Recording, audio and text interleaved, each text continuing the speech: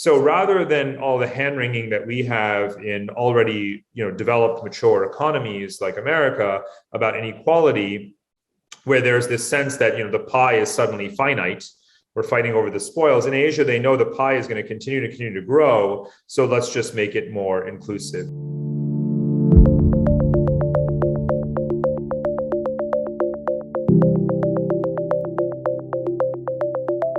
What could go right? I'm Zachary Karabell, the founder of the Progress Network, and I am here as always with Emma Varvaloucas, the executive director of the Progress Network. And we are, with this podcast series, and we are with the Progress Network, having a series of ongoing conversations with people who are thinking and contemplating and focusing on what could go right in the world and not what is going wrong. Or rather, they may be focusing on what is going wrong, but they're doing so with the sentiment and a spirit of what can we all do and what can I do individually to make things go right, given that there is such a global and profound conviction among so many people that everything is in fact going wrong. And look, as we've said again, and as I will continue to acknowledge, it may indeed all be going to hell in a handbasket. And if so, it will not be for lack of a lot of people talking about that, forecasting it, predicting it, showing it, demonstrating it, and believing it. But we owe it to ourselves to consider the alternatives. And we particularly, I think, owe it to ourselves to listen to people who are deeply engaged in the conversation and in the ideas of, hey, maybe not. Maybe we are doing things in the present that will bear fruit in a positive, in a progressive way, small p progressive way, into the future. And in that spirit, we're talking to two people today who have had global reach and are global citizens, have lived everywhere and to some degree, therefore, I suppose, lived nowhere, but are citizens of the world and have thought through what are the larger trends and how do those play out in specific stories? What are the big tectonic forces? I like using the word tectonic. And what are the specific forces that bear on individual people in specific places? And with that, Emma, tell us who we're talking to today. I feel it's one of those like game show things of tell us what they've won. Tell us who we have won today for our conversation. We've won two spectacular people. The first is James Fallows. He's a writer and journalist, and he's been a correspondent for The Atlantic for many years. Jim's work has also appeared in Slate, the New York Times Magazine, the New York Review of Books, the New Yorker, and the American Prospect. With his wife, Deborah Fallows, they're the authors of the book Our Towns, which is a story of local American revitalization and is now the basis of an HBO documentary. And our second spectacular person is Parag Khanna, who is the founder and managing partner of Future Map, a data and scenario-based strategic advisory firm. Parag was named one of Esquire's 75 most influential people of the 21st century and featured in Wired magazine's Smart List. His newest book is Move, The Forces Uprooting Us, which was preceded by The Future is Asian, Commerce, Conflict, and Culture in the 21st Century. So please welcome Jim Parag. So it's great to have both of you here today to have this wide-ranging conversation. It occurred to me when we paired you for this conversation that in many ways, Jim, you've gone from the global view and the view from China where you lived to more, I guess we call it the micro view, right? The view on the ground, particularly in the heartland of the United States, about the currents that are reshaping people individually in specific places. And Parag, you take more of the 30,000 foot tectonic, what are the forces shaping us? And I thought that'd be an interesting way to kind of lead into a general conversation of, for Jim at least, does that micro view, right? You go into a West Virginia town that's struggling with X. Sometimes when you look at the specific, you find that the general is completely distorted, and sometimes when you look at the specific, you find that it iterates these general patterns. I mean, what did you find in terms of the world we think we're living in, of massive change and structural disruptions, and things are no longer the way they are and speeding up, versus how people are actually living in very specific places at very specific times? Thanks so much, Zachary, for this occasion. It's an honor to be on with all of you and for this setup. I guess one of the many lessons I learned in the years I've lived in China and before that in Japan is that contradictory realities are always true. at the same time. And so, in China, it's so obvious. You can say that, China is rich and China is poor, China is X and China is Y, and they'll all be true. Something similar, I think, applies to the global and the local, at least in the United States, where I've been, my wife Deb and I have been concentrating for the last half dozen years. And I put it this way: there are certain global trends that are felt in every single inch of the Earth's surface and the sea surface that affect how people are making their choices and they're living and moving and suffering and succeeding. They range from pressures of climate, which of course Parag has written about extensively in his recent work and his upcoming work. The economic disruptions. It's fascinating for me that any era of American history back to the 1600s, you can find a connection between local economies and what's happening globally in the fisheries trade or in the commodities trade or whatever. And that's happening in the US too. On down the list of things that are truly global, notably pandemic now too, and what's happening in Huntington, West Virginia, or Walla Walla, Washington. So that is true, but also there is one very, very distinct difference in our experience between the local reality in much of the US and the perceived national/global perspective, which is the national perspective over the last half dozen years, at least, has been so polarized and zero sum and flattening and resentment driven that we all are aware of that in US Senate elections and presidential elections and everything else, and most of the framing in the press.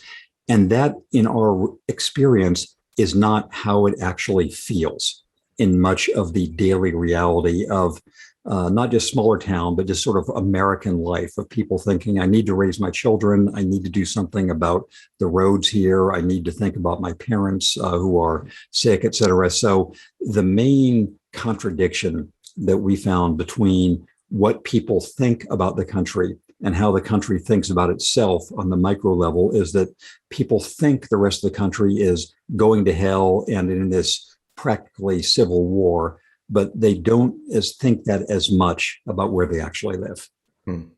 It's a little like the old canard of, I think the school system is broken, but I love my kid's school, or I think Congress is completely corrupt, but I love my congressperson. So there's that disjuncture certainly has been around for a while. Yes.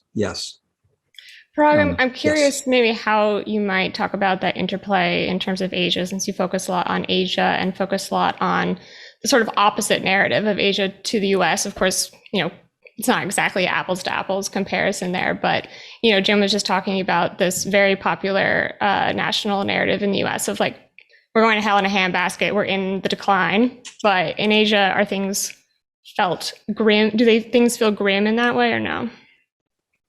Well, first of all, thank you guys for having me on. It's great to see all of you, even if people are just listening. It's nice to have a collegial conversation and feel like we're sitting around a table together. We're just missing maybe a couple of bottles of wine.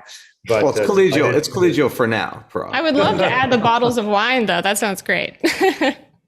Some water. But so, look, it's obviously very hard to generalize about Asia as a whole. But I think what's crucial in what Jim has said is the question of relative gains over time, and the perception of what your standing is versus either what you were, what your aspirations are, what you think you could be, or the trajectory you're headed in. And people can feel that. Obviously, they can compare their lives to 10 years ago or to their parents' lives or their upbringing in childhood and their prospects right now in terms of their savings rate and things like this. In Asia, almost universally, there has been relative gains, right? You can have backsliding in the quality of democratization and the degree of, stability in the state. You can have, any amount of fits and starts in different societies. But on a relative basis from where, say, China was in 1970 or 1980 versus today, India 1980 and 1990 versus today, pretty much all of Southeast Asia as well, there has been that significant material, tangible, gains that even young people can remember in their immediate compressed, short lifespan, let alone old people. So again, it's hard to generalize because inequality is also very high. Let me put something in perspective. In America, if I'm not mistaken, the state with the highest median income level is Maryland. and the poorest is Mississippi. And the gap there is, again, rough figures, like $60,000 per capita GDP in Maryland versus, say, 30,000 Mississippi. So you've got a 2-to-1 gap. Now let's take Southeast Asia, the region that I happen to live in right now. You've got countries like Singapore, where I am, Brunei, which have something like $80,000 to $90,000 annual, median income. And then you've got Myanmar and East Timor, which are roughly about $3,000, right? So there's your 30-to-1 gap. And Southeast Asia is representative of this whole mega region of 4 billion people. It is by far and away the most unequal place in the entire world. And Africa doesn't even come close, because Africa doesn't have a third or even a higher percentage, maybe 2/5 of the world's billionaires are here in Asia. So inequality is vastly, vastly greater here. And yet, that's the point I want to make, is that you don't actually hear people harping about it as much. Now, of course, in China, it's become a whole policy agenda, which say we want to reduce inequality and we're going to do various kinds of redistribution and pull the private sector and billionaires into it. But in day-to-day conversation, right, newspapers, magazines, on the street, when someone sees the guy blazing down with his Ferrari and so forth, and say, I lament this inequality and this is horrible, because again, the tide has been lifting, all the boats, and people, policymakers, media, intellectual, civil society are generally more concerned with raising the floor and continuing to help to connect and provide basic infrastructure and public services and welfare for those, roughly 2 billion Asians who are still quite poor. So rather than all the hand-wringing that we have in already, developed, mature economies like America about inequality, where there's this sense that, the pie is suddenly finite, we're fighting over the spoils. In Asia, they know the pie is going to continue to grow, so let's just make it more inclusive. And that's a huge difference in mood and tone and trajectory. But again, it's based upon the relative history. I mean, that idea, which I think is really crucial and I think underlooked at, the idea of inequality tends to rise as an acute issue when there is a perception that the growth profile has ceased, right? Meaning, inequality in a static world versus inequality in an expanding world are very different phenomenon. And for China, for years, certainly in the aughts and into the teens, China was growing immensely and inequality was growing immensely, but there didn't seem to be a lot of pushback against that, because the bottom part or the middle was also rising in relative terms quite sharply. And so in that sense, inequality is rarely the issue per se, it's the issue within that context. And it occurs to me another thing, and I want to hear both your views about this. And part of the reason why I created the Progress Network was this feeling of one of the under-examined deficits in the Western world, and certainly in the United States, is an optimism deficit, right? This conviction that the future can be, you can create this better future individually and societally, which was certainly an animating aspect of the United States, often a foolish, naive, and arrogant one, but still animating. And you do still, and particularly in a pandemic and post-pandemic world in Asia, have a kind of conviction of we can meet the problems that the world and life and society throws at us and surmount them, as opposed to being deluged by them. Do you think the pandemic has sharpened that, Parag? And then Jim, you've sort of been on the ground in a comparative way, in a unique way in the past years, and probably have your own take on that. Well, there's no question that the kind of initial conditions pre-pandemic were favorable towards Asian countries managing the pandemic better, despite the fact that it emerged in their immediate geography and had less time to react. And part of it is a high degree of trust in government, right? And so because that predates the pandemic, you didn't have, and I would just couple it right away with the culture of solidarity. And that's not only because of Confucian societies, because of course you have Muslim societies in this region as well. It is simply about social solidarity as a norm, as a cultural underpinning, sort of tighter knit communities, that kind of ethos, if you will, at a national, provincial, town, village level across cultures in this region, coupled with high trust in government. And the third element being strengthening rising state capacity, right? A government that even in a poor country, such as Vietnam, which of course in the first year of the pandemic managed to suppress the virus almost completely. It had a lot to do with those three factors taken together. And what's very important, again, is to emphasize that it's not about rich or poor, or about Confucian hierarchical political systems, even democratic systems, or at least democratic cultures like that of Thailand, even though they're not currently ruled in a democratic way, perform relatively well. So I think you have to have those underpinnings when you have a large population and can have all these complex effects where you don't have cohesive behavior. And obviously, every Western country has proven how difficult it is to herd the cats. So it's easier to herd the cats here, I guess, to put it colloquially. But I don't want to ascribe that, as so many people would, present company excluded, to this notion that Asians are by definition, by default, culturally, sort of people who are docile and obedient, because you have, in many countries in Asia, a very liberal, free-thinking culture. And I'll give you just one example. These trace together apps, these contact tracing apps, were not made mandatory in democratic societies across the region. Not in South Korea, not in Japan, not necessarily in Taiwan. In Taiwan, it was more a victory of public information and those other virtues. Here in Singapore, it wasn't mandatory. They had very, very low uptake of that app. As a resident here, I would have said, are you kidding me? Make this mandatory right now, right? Make everyone do it. And people are like, no, I'm going to make my own decision. And they're still anti-vaxxers. My trainer at the gym, in fact, I'm not allowed to go to the gym because he can't go to the gym because he refuses to get vaccinated, and you're not allowed in the gym. So there is freedom of thought. So I want to emphasize that this is not about, people who are just obedient to authoritarian rule, and that authoritarian rule is somehow wiser, right? I think that these cultural foundations really do matter. You look great, by the way, Parag. I mean, even without the trainer thing. So Thank you. Jim, what do you think? I'm doing my best. I go for runs and the bicycle and everything. So to answer your recent question about what's happened to the sense of possibility during the pandemic in the US, let me, if I could, backtrack just a little bit, because I think the confluence leads us to where we are now and is very much in sync with the Progress Network outlook.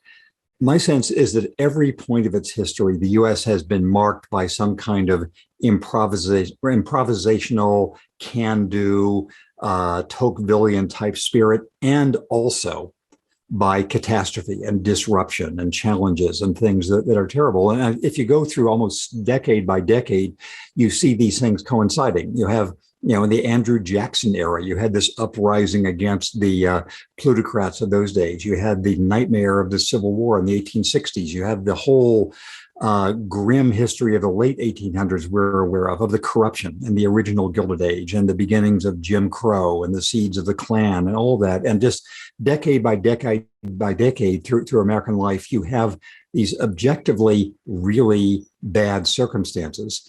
And the question at any moment is how the other forces in American life believe that there is some way to deal with school segregation after World War II, or to deal with the horrific violence of the 1960s and the serial assassinations and all the rest. The violence, I'm not meaning the urban riots, I'm meaning the assassinations in the Vietnam War, et cetera. The point this brings me to is I think the way I describe this American spirit is sort of conditional optimism, the sense that things are rough, but we can deal with roughness. We can find some way ahead.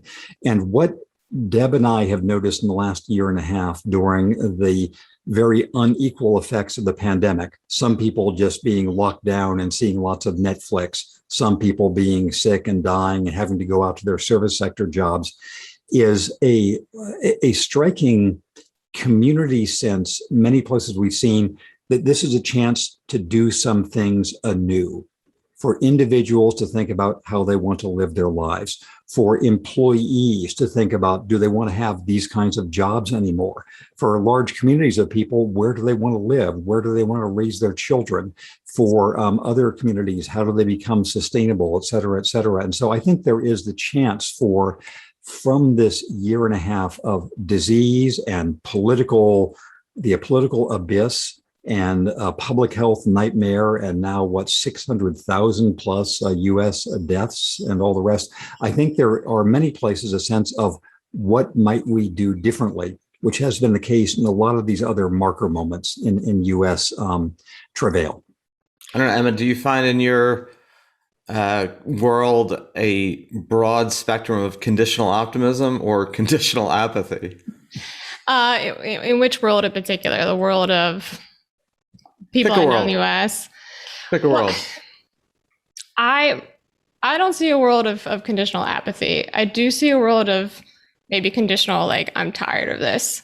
And not trusting, like Parag was talking about, there being a high level of trust in various Asian governments, not trusting the American government, and more than that, not trusting the American people around them to, like, bring us all forward.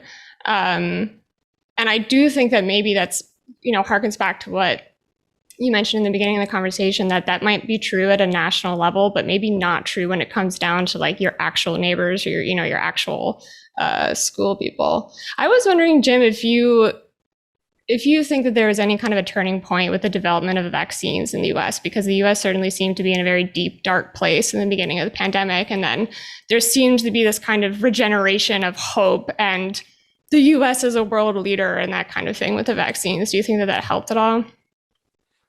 I think, yes, I think we have seen in America, land of contradictions, number of contradictory impulses and messages just in the last year and a half. I did a big story in the Atlantic just about a year ago, analyzing the first 6 months of US response to the pandemic as if it were an NTSB report on an airplane disaster. How it was that with all the safety measures that were put into place, how was it the case that at that point 200,000 people had killed? Now, of course, a fraction of that, but it was a few months after that, of course, where the other aspect of the US establishment, if you will, these research institutions, some public-private partnerships between the government and universities and actual pharma companies had come up over the decades with these vaccines. And for a while, I think the creation of these vaccines, I think, is a great Sputnik style achievement for world science and including US part of world science. The distribution of them in the last 3 or 4 months has been another sign of problem on the US front. And just to say one other thing about this, it is striking in the last 2 weeks how many stories are in the news every single day about somebody who said, I didn't believe in this vaccine. I told everybody to stop getting it. And now I'm on a ventilator. I'm about to die. Please learn from my mistake. And every day there are 4 or 5 of those items in the news. One thinks they will have some cumulative effect, but we'll see. Yeah, I mean, I'm not sure. For years, you had the attempt to get people to stop smoking by showing these horrific pictures of someone who had emphysema or was speaking out of a breathing tube. And the idea being that someone would see that and go, oh my God, what was I thinking? I'll stop tomorrow. And I suppose cumulatively, people have certainly stopped smoking. And I think cumulatively over time, people are likely to have more vaccine uptake. But it's not clear that those moments are quite as grab someone by the shoulders and then they snap awake the next day. I wonder, Parag, you've been looking at sort of big global changes for the past 20 years and have written a lot about shifting currents of what's driving this loose thing we call the international system. Many people believe that statement is inherently an oxymoron, but we'll just use it for the moment. What's driving it forward? What are the locuses of change? And that the rise of various players within Asia is a profound one, along with demography and your new book about how human beings have always moved from place A to place B, and that's been a huge force of modern history. But there's also been a tendency acutely in the past couple of years to kind of use pandemic responses as a global ranking table of like who's gotten it right and who's gotten it wrong. And part of the problem of that is, at any moment in time, the aperture changes, right? So like one moment it looks like, oh my God, Vietnam did an amazing job. There are no cases. And Australia had this communal thing. And then, viruses being literally mutable things that somewhat defeat human ability to control, the narrative changes. Oh, we're not getting people vaccinated, or oh, we opened up. How do you think this? Do you think the larger trends are in place, but there was just an over tendency to kind of use the pandemic of solidifying a generalization? We talked about this with Jim, right? The constant tension between the general and the specific. So I think the question is really boils down to red zones and green zones, right, or blue zones, if you will. And we can't rush to judgment about a place strictly on the basis of its performance in the pandemic. And again, that's what short-term, media outlets do. Bloomberg issues a new best place to be during the pandemic or in the post-pandemic every single week, and the ranking table changes. How are you making a 10-year prognostication every single week and modifying it? I don't know how you get away with that, but that's what they do. But there are certain secular drivers, right, of whether or not a place would qualify in the longer term as a blue zone / green zone and not a red zone. And it wouldn't just be whether or not they botched the pandemic, because of course, in the spirit of conditional optimism that stems from sobriety, the sobriety check, the reality check, look at Italy as an example. Italy was doing horribly in the first, 6-8 months of the pandemic. And it was, sort of pitiful and being criticized and so forth. And, you've heard all the same, the horror stories that we've heard out of other developed countries. And now, less than a year later, everyone's celebrating Italy as the comeback kid, and look at the growth rate and, building back its economy and, high vaccination rate and so forth. So a country, if you look strictly at the pandemic, a country that performed poorly could actually have hit that rock bottom, had that moment of awakening, and decided to bootstrap to a new, a new mode, a new approach, again, a new sobriety based on that experience. But you also have to factor in the politics, the economics, the demographics, the climate change, and so forth, if you're going to determine or make long-term determinations about where people want to go. That's basically what the new book is about, is kind of saying, what's the future of human geography in light of this complex set of simultaneously colliding dynamics, like pandemic, like climate change, like economic dislocation, labor automation, geopolitical crises, and so forth. You don't get to pick your crisis, is kind of where we need to start this new branch of the conversation, right? We can talk about just the pandemic as if it's an isolated thing. But in reality, remember when last year people were saying, wow, people in the foothills of the Himalayas in India actually saw snow-capped peaks for the first time. Maybe this pandemic and economic lockdown is the solution to climate change. Well, here we are, and obviously it was not the solution to climate change. Emissions are back to record levels, coal-fired power plants are being built everywhere, and climate change continues to accelerate. You don't get to neatly, chronologically, temporally, tackle your crises one by one. They are literally all hitting the world at the same time. So resilience is, you measure countries by how well they fend off whatever, force or trend or crisis of the moment is undermining everyone's stability or challenging everyone. And those countries right now, for example, islands look very strong, right? New Zealand, Taiwan, Singapore, Iceland, Malta, so there are certain virtues to being an island. If that island has a certain degree of resource self-sufficiency, even better, a place like New Zealand, for example. But not all of us are lucky enough to live on an island. I do. So, there you go. Lucked out. But it's definitely not self-sufficient, right? So, I won't get into everything they do in this tiny little place that imports 99% of its food to ensure self-sufficiency. But again, it's a highly technocratic exercise. It's not an exercise in simply being an optimist, right? You actually have to do this. You have to build those infrastructures and those reserves and diversify your, supplies of oil, gas, water, and food. But again, largely speaking, I had set out actually to kind of just say that the world population is going to move from, south to north. It's inevitable. Look at the NASA maps that show you the change in suitability, right? You can just Google, suitability index, NASA, and you'll see, that the northern hemisphere is turning green and the southern hemisphere is turning red, right? That's why people talk about climate apartheid and so forth. But you will also have these tragedy of the commons effects. So imagine if everyone says, Canada, that looks like a great place to be. Let's all go buy property in Toronto. Well, I've been talking to people in Toronto and they're saying it's getting terrible. And now there's gang violence and housing is unaffordable and there's so much congestion and get me out of here. Now, if everyone in Europe were to say, let's just go to Sweden, right? You'd have the same thing. Sweden can barely handle 50,000 Syrians, let alone a crush of climate migrants. That's why I came to the conclusion that the next generation, particularly today's young people, are going to be on the move in search of these green zones, blue zones, climate oases, what have you, far more than any of us ever had to face, growing up and into the future. And that's kind of how I come to the conclusion that many people, billions of people, literally billions, will in time, in the coming decades, be forced to rediscover our nomadic roots. Roger, sorry, Jamie, were you going to say something?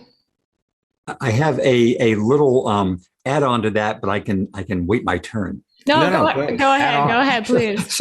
So this is an add-on in the context of having seen a number of Parag's presentations about his new book and learned a lot about it, which I think is really interesting on these global forces of migration and some of the international differences among them, the very differential effects in the U.S. and in Europe, et cetera.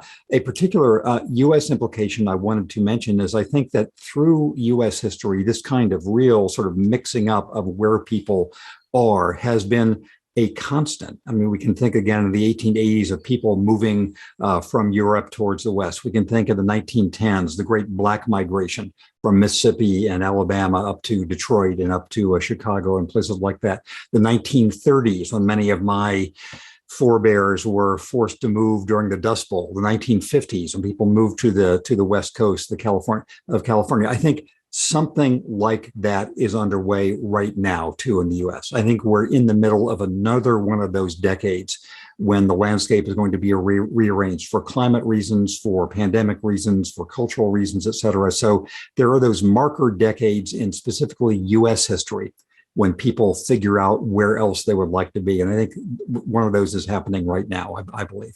It absolutely is happening. And, no one would have told you in February 2020 that 2020 would witness, a record rate of relocations within the United States, right? And that's precisely what happened. And, I would argue that the new American dream or the next American dream needs to be about mobility, right? Not just picking one place and sort of settling down, because that can be as much a liability as an asset. Well, I mean, Emma, your individual story this year is kind of a perfect iteration of that, right? Going from New York to Greece, well, first from China to New York to Greece to New York to Greece, at a time when the optic clear is that the world is shut down and no one's going anywhere. Now, I mean, your story, just like Parag's and mine and Jim's, are not necessarily indicative, right? There's a strata here that is not, one shouldn't over extrapolate from, but nonetheless, there was a lot more movement than meets the eye. Yeah, no, that's true. Yeah, I was in China when the pandemic hit, nowhere near Wuhan, but I was in China when the pandemic hit, and that was an interesting experience that I can talk about at another time. But I did go from the US and I moved to Greece during the pandemic year, which is, I think, in some ways unusual, in part because a lot of people are not reverse migrating from the US to Greece. I mean, when people here are like, oh, you moved to Greece, the next question is why? Like, why would you do that?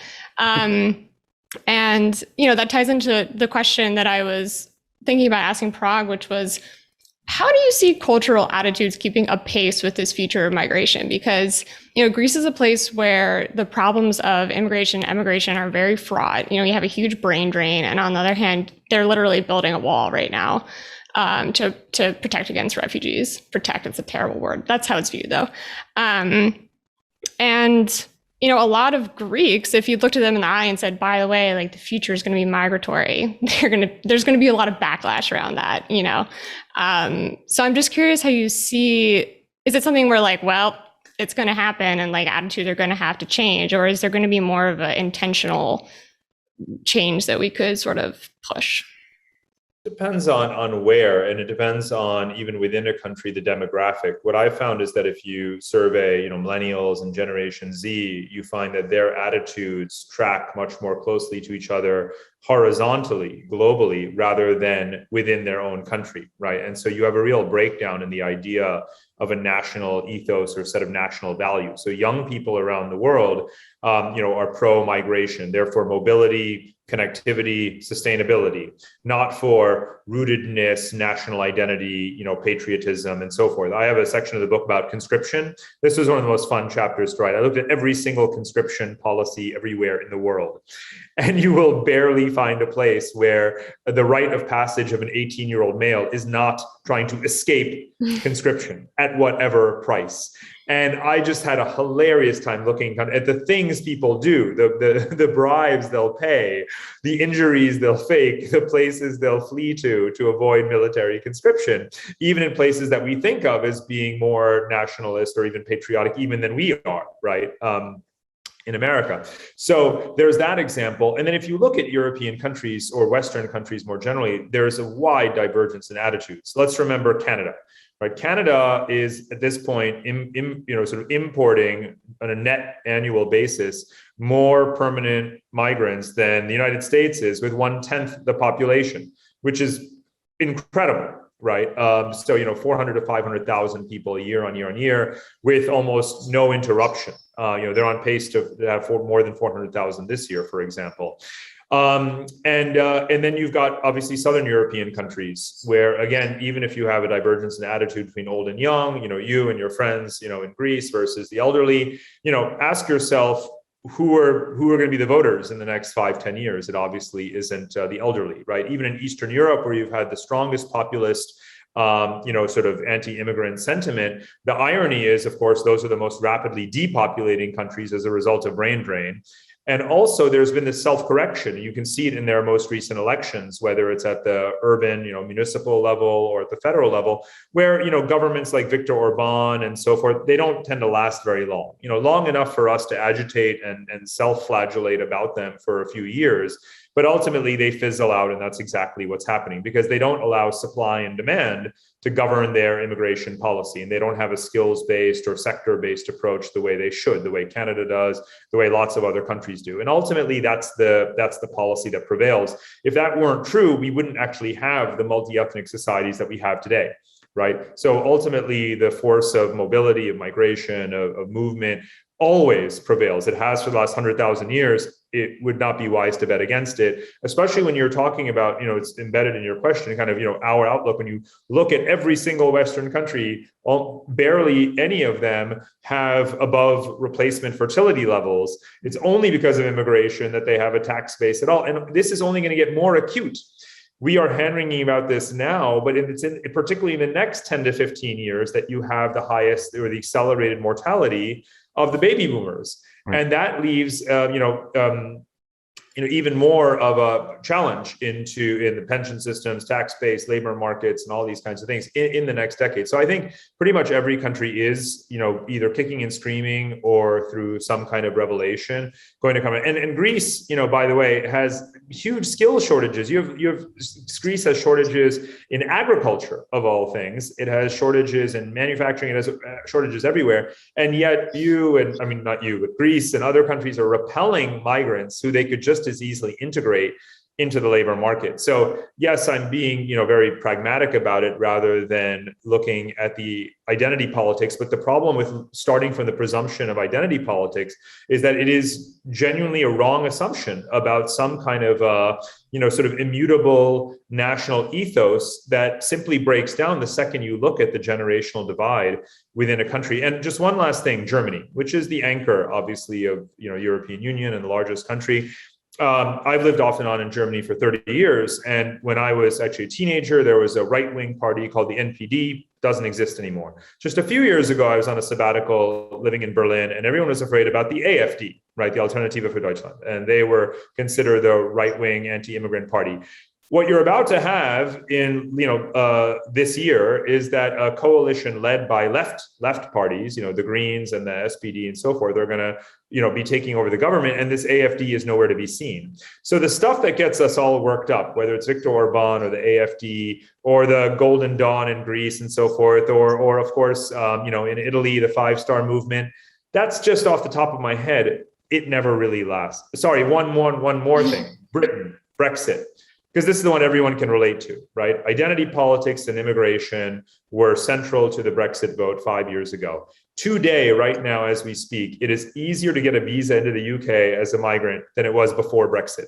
It's literally it's more than 180 degrees. Because if you were an Indian or a Pakistani in the year 2015, you needed to show a job offer, like a letter that you have a job offer, and maybe even pay a security bond that you may not even be able to afford to get into Britain. Today, right now, you can literally just say, I have a degree from X university. You just show up in the country, because Brexit taught them, and they hemorrhaged talent, capital, investment. Their own citizens started expatriating at a record level, and they had shortages in the NHS of doctors and nurses. And like America, by the way, the American embassies all over the world were trying to recruit nurses and doctors, offering, free airfare to come and treat our COVID disaster. So countries realize, again, one way or the other, and Britain has just said, we're open for business. They let in a record number of foreign students last year. Although on this, question of the demographic part, and Jim, you have a unique view on this because you lived for a while in not just China, and obviously not just in the United States, but also Japan. And yes, it is unequivocally true that large swaths of the world are seeing non-replacement rate fertility, right? Declining populations demographically. The U.S. Census that came out in 2021 should have come out last year, but anyway, shows that Caucasian America is not a population replacement, and the only thing is immigration. And more recent immigrant groups are supplying the only population growth in the United States. Western Europe is, of course, shrinking. But it's not clear, Parag, and Jim, I want to hear you thoughts on this, that then leads to societies seeing the writing on the wall and becoming more open. Because for 10, 20 years, people have been saying Japan should become more open to immigration because that's the only thing. And largely that's been untrue. I mean, there has been more immigration, there's been a little bit more opening, but not to the equivalent that Parag talked about with the UK. In fact, Japan has said, well, we'll solve the demographic issues with technology, not with humans, right? With robotics, not with yes. fake people, not real people.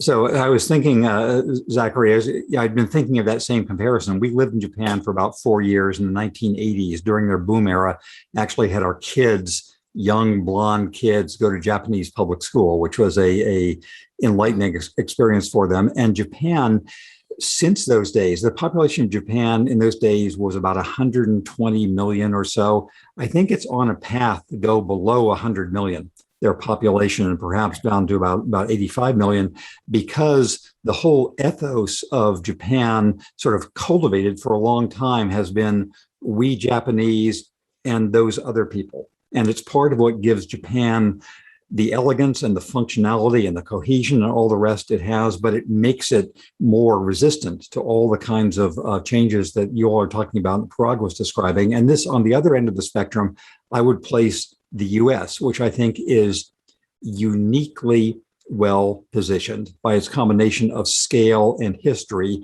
to be an absorber and magnet for people from around the world. I think the four of us on this call probably have different family stories that brought us into contact with the U.S., but the U.S.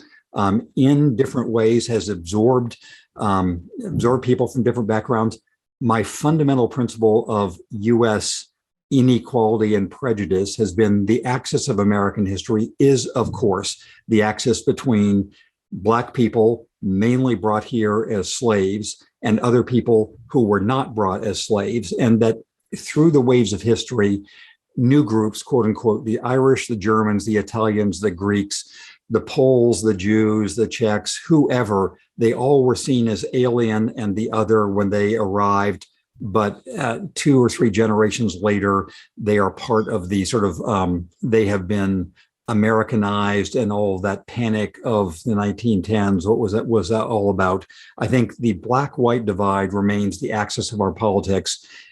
Simultaneously with that, there's a fact that the U.S. has made itself sequentially and continually, in my view, open to new entrants who can use the U.S. as the platform for their ambitions and hopes. Yeah, I mean, it will be interesting. Sorry. Go on, Parag. You say Asians are a great example of this. People wouldn't have thought 20 years ago that the rate of annual new citizens in the United States of Asian descent would outpace those from Latin countries. And yet that's exactly, of course, the stock of Latinos is much larger, but the rate of new naturalizations from Asia is higher. And again, that's come around very, very quickly. I mean, this does raise, I guess, sort of a final question for today. By no means a final question for this conversation in general of, this podcast we call What Could Go Right? And partly that's just the question of what could go right in the world, given the continual aperture of what could go wrong. But part of that's also what could be unexpected, right? In a world where people expect things to go wrong, what could go right is unexpected. In a world where people expect a certain trajectory, right? Asia is going to rise, China is going to become the dominant power. It's certainly clear that whatever balance the 21st century has, if it has any balance, will not look like the 20th. And will not be an American anchored world, which by no means should mean negative things for the United States, right? There is nothing that says happiness, stability, success depends on being a hegemon. If that were the case, then at any given time, there'd be like one small group of humans that would be content and everybody else would feel like, oh man, if only. So I don't think that balance shifting is necessarily a negative. Americans may perceive it to be so, but even in their own lives, it doesn't mean that's the case. But the assumption of trajectories also often is just that, right? We think that the world is going to look like X, and maybe it's going to look like Y. So in this sort of conviction of the rise of the rest or the rise of Asia, I guess my question isn't like, is that going to be untrue? It's more like, what might happen in the next 10 to 20 years? Because beyond that, it's all just, delightful gobbledygook, that changes our sense of trajectories, right? That changes our sense of the inexorable rise of China. Not like, there could be a coup, or there could be something a little less dramatic in specific, but a little more dramatic in general. Jim, why don't you go first? Yes, I will. I will take the risk of hazarding two of them, of possible sort of discontinuities in the paths that are underway, which would have welcome effects. One would be a recognition both in China and the United States, with implications for the rest of the world, essentially that China and the US do not need to be on a zero-sum collision course. That is something I very strongly felt during the years we were living in China, and I felt during my time. I was actually working in the White House for Jimmy Carter when he was sort of ratifying the opening with Deng Xiaoping, and there are lots of tensions between China and the United States. But it seems to me certainly within the potential of the public of both countries, which is, in my experience, generally likes one another when they have a chance to see one another. And it's within the power of the leadership of those countries to say, this doesn't have to be the next great historical collision. And that would be a very important factor for the 21st century, with implications from climate to everything else.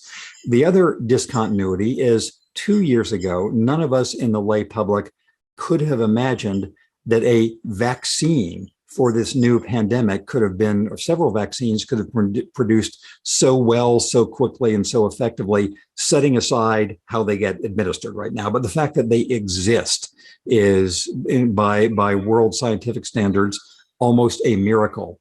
Hypothesize that there is some miracle in battery technology, or in solar technology, or in desalination technology, or something else that means that what seemed fatal obstacles in just desertification or energy production or whatever, that there is some way to have a better path ahead. I'm not assuming that will happen. I'm saying, if you imagined a discontinuity, the political one I would imagine is the US and China saying, Rodney King, like, why can't we just get along?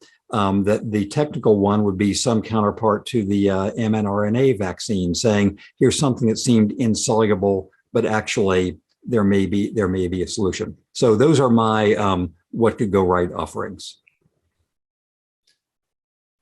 Well, I'll follow on that with some continuity and echo some of those ideas. I mean, looking beyond the U.S. and China, when you take kind of a systems view of geopolitics, you don't put any one power at the center.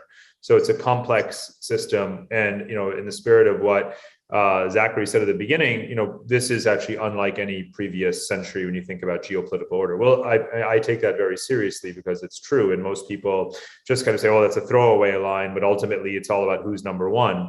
But in fact, the contours of the geopolitical distribution of the coming 10, 20, 30 years, I think have been fairly clear for a while now and continue on that path and are not likely to be disturbed, quite frankly, and they've withstood the shocks of the last financial crisis and the pandemic. And that is that you have a stronger regionalization trend. You have North America consolidating. You just have the USMCA trade agreement. You have the European Union hanging together and moving from just a monetary union towards a fiscal union.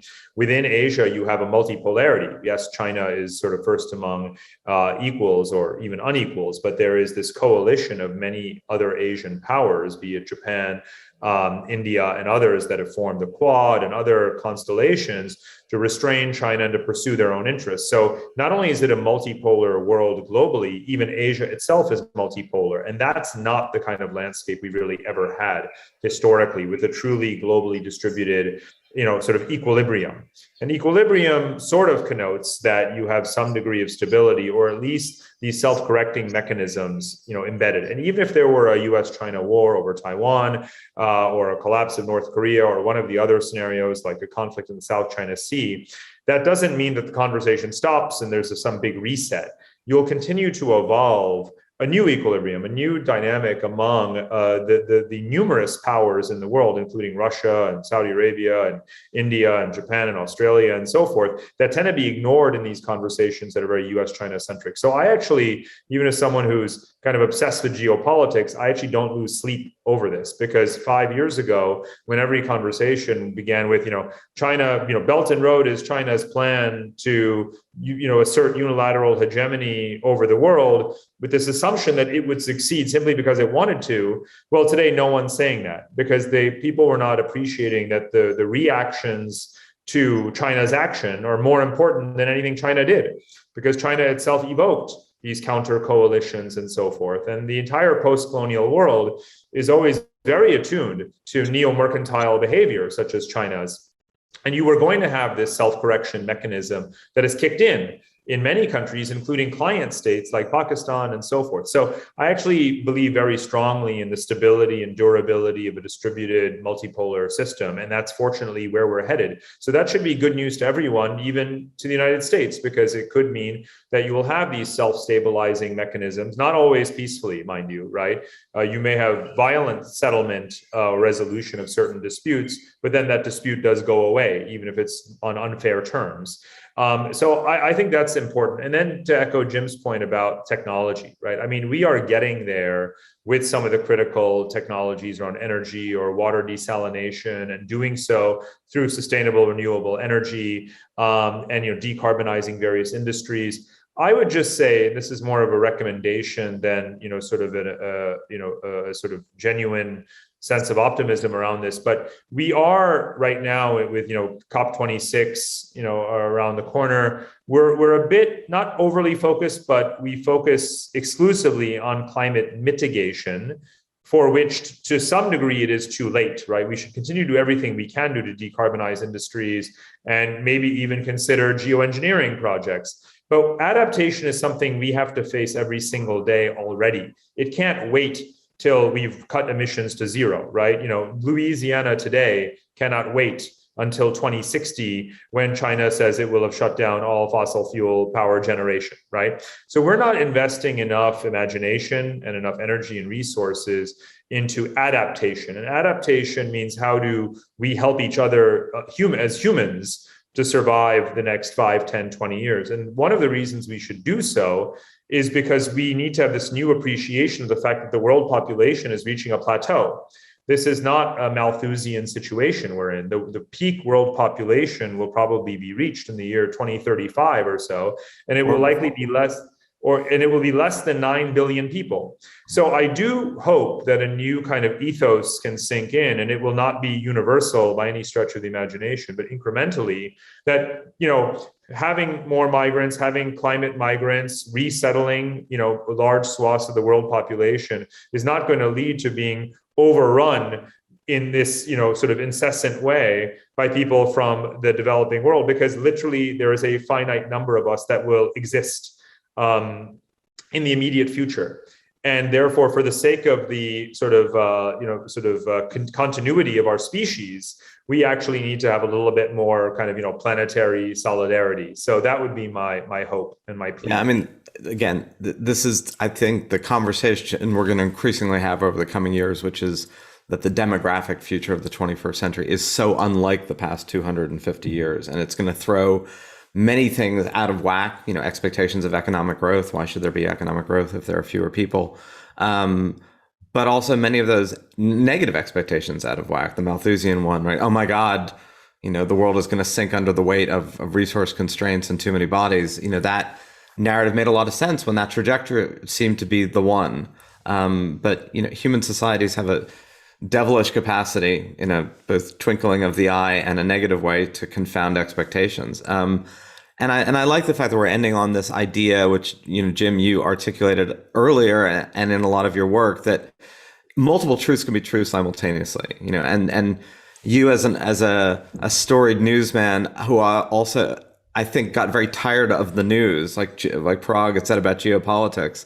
The news is a constant Groundhog Day of, oh my God, things are falling apart, or oh my God, there's this huge crisis.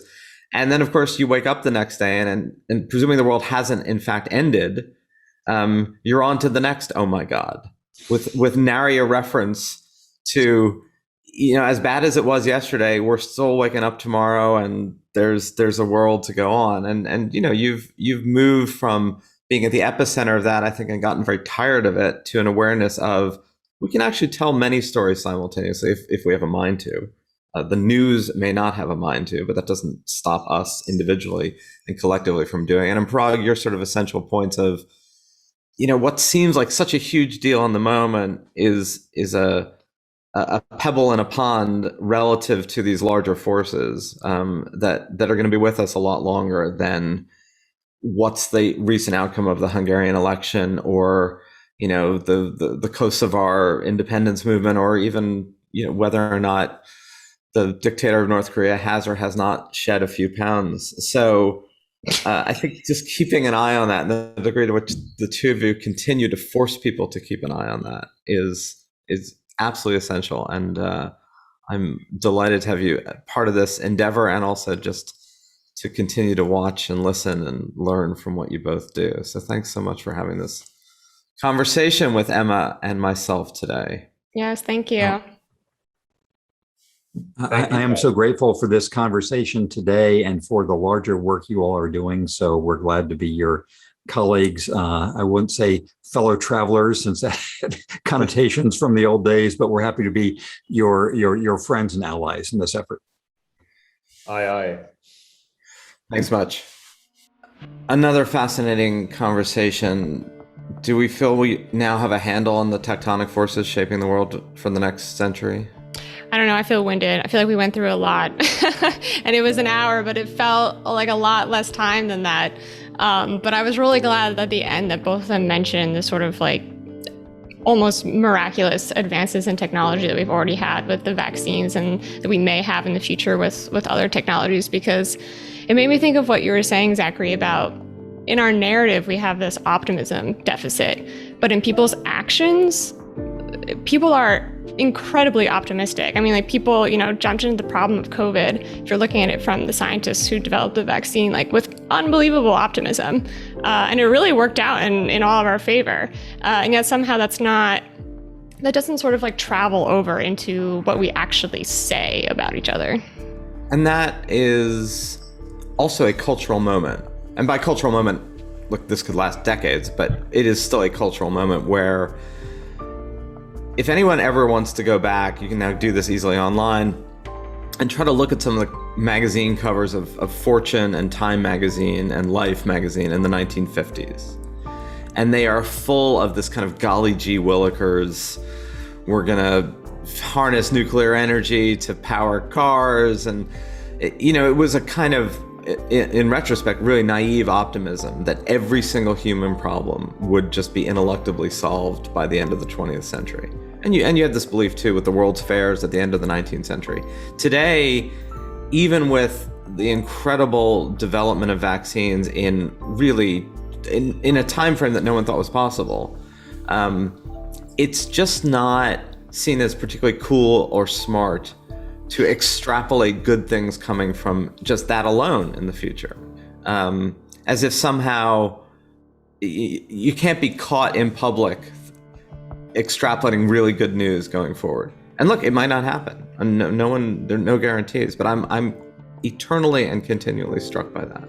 Yeah, sometimes, like, somehow it feels a lot worse to extrapolate in the crisis direction and be, sorry, let me say that again. For some reason, it feels a lot worse to extrapolate in the good news direction and be wrong. Like, nobody wants to be that person. But if you extrapolate in the crisis direction and you're wrong, it's kind of like, no one's going to notice. It's just sort of par for the course. And I really appreciate what Parag said about climate adaptation too, because I think he's right. It's the adaptation game is the game that we're playing now. And, there's a lot of people out there who say we're in the best position we could be to adapt. So maybe we're going to do it. And look, for years within the climate world, that was totally, if anybody started talking about adaptation as opposed to mitigation or prevention, they were seen as an apologist. They were seen as, you've given up on preventing what should be prevented, and we're not even going to go there.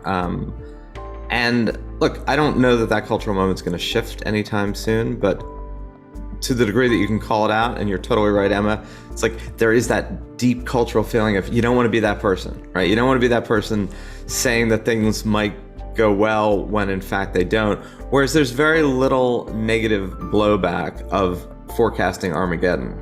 I've joked for years, if you're going to forecast the end of the world, just don't give a date. Because you can always say, just wait. Yeah, it's going to happen. It's happening. It's coming. It's coming. And I'm almost certainly in a billion-year time frame, it'll come. But I think both Parag and Jim, in their own ways, have been voices of, okay, take a moment, step back, look at what's actually going on in a much kind of deeper and larger way, and not just what's consuming your narrative and your story in the moment. And what's coming up next? Like Parag made that point about the generational divides with migration being completely different. And I think that that's certainly true about another topic that they brought up about, US versus China as the US's big next enemy. And I'm borrowing this idea from Anne-Marie Slaughter via Parag's Twitter, but I love it so much I had to bring it up. That, Anne-Marie says, if you talk to somebody under 40, certainly under 30, about like the US needing to win the 21st century, they're like, what are you talking about? Like, can we just cooperate with China about solving climate change and adapting like we were just talking about? So exactly. Yeah, there's that too. I had to bring that up. It was roiling around in my mind.